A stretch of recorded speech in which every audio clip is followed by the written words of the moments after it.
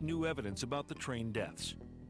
Louis Unglesby, former attorney for Barry Seal, makes a startling revelation about his former client. When Barry died, he was being pursued by the IRS for unpaid taxes estimated at over $80 million.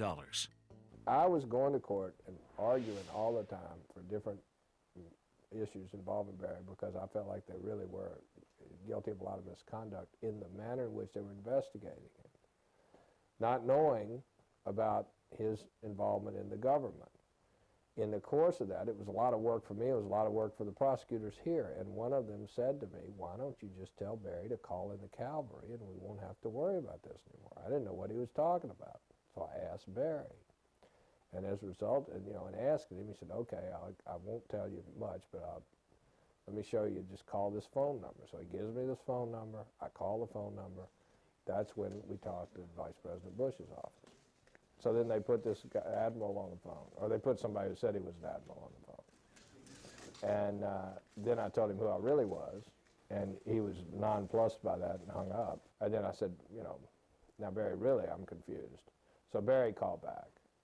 And they, you know, they just exchanged a little greeting, and Barry apologized to him for having me call. Well, the only thing I can conclude is because they were talking to each other very seriously over probably what was a secured phone number, a secured phone. And Barry Seals was in direct contact with Bush. That's why I say he had Bush pretty well conned.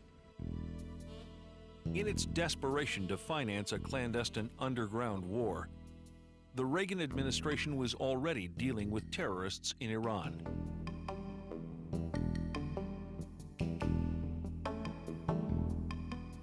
Why not drug lords in Colombia?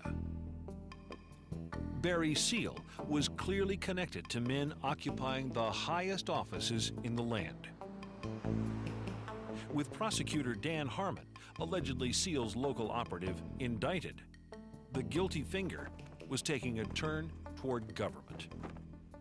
It's time for the American people to wake up and realize that unless they make government behave and do right, they're going to lose their freedoms, and on the premise that government can solve the crime problem if they give up their freedom. And the American people's got to realize that they're going to wind up with both. They're going to wind up with the loss of their freedoms, and they're still going to have the crime problem. The only difference is going to be that a very big criminal is going to join the ranks of the criminal, and that's called government.